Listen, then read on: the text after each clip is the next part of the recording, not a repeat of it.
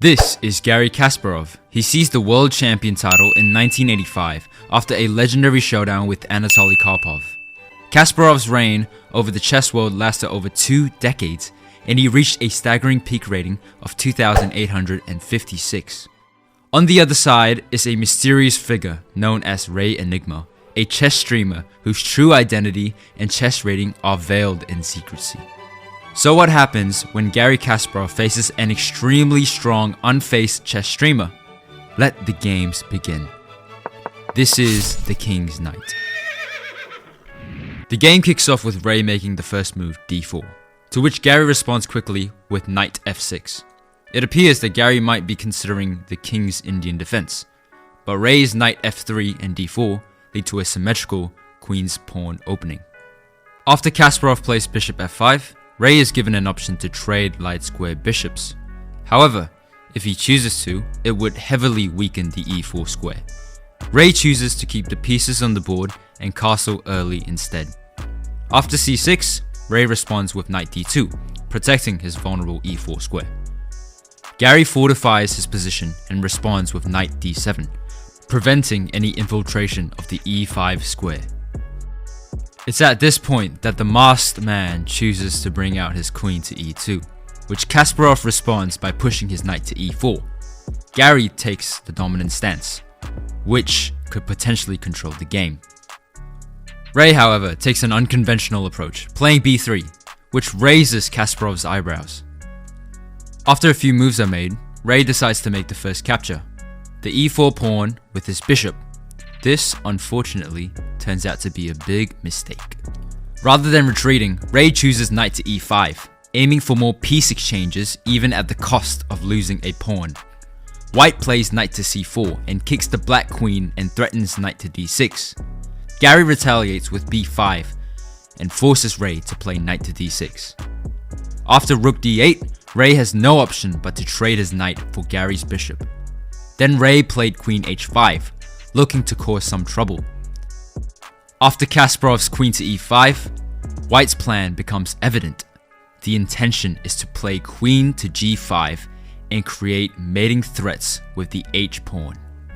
The exchange of a pair of rooks takes place, and the backward d5 pawn now looms as a potential weakness in Black's position. Garry plays h6, driving the queen away and also providing an escape route for the Black king. Meanwhile, Garry plays rook on c8, continuing to exert pressure on the White's queenside pawns. Ray, recognizing the vulnerability of his c2 pawn, is compelled to retreat his queen to e2, ensuring its protection. Garry, to safeguard his b5 pawn, plays a6. Ray then responds with rook to d4, maintaining a strong position in the center. In this tense moment, Garry found the best possible move, f4, breaking down White's pawn structure. As the pawns are exchanged, the board becomes more open and both players are maneuvering for an advantage. However, the game takes a thrilling twist when Garry, perhaps in a moment of overconfidence, plays queen g3, targeting the undefended h4 pawn. However, this too was a huge mistake. After Ray plays h5, White's battery on the d-file is too strong. This clever response exposes the vulnerability of the Black king. Black is now at risk of losing a pawn, which puts Garry in a precarious position. Recognizing the urgency of the situation, Garry plays rook d8 in the hopes that Ray will capture the pawn on d5, leaving the e3 pawn unprotected. Only one move in this position would give Ray a leading advantage, and that move is rook to e4.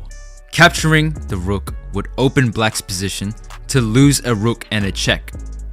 Unfortunately, this was missed.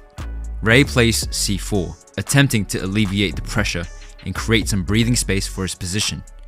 Nevertheless, the game remains incredibly tense and the stakes are high. After some pawns are traded, Garry executes rook b8, unleashing a nasty back-rank threat that could spell trouble for White. Ray plays queen c1, aiming to guard against potential infiltration along the first rank and maintain control over the board. However, Garry remains relentless and plays rook b1 anyway, practically forcing Ray to capture the rook. And so he captures it with queen to b1.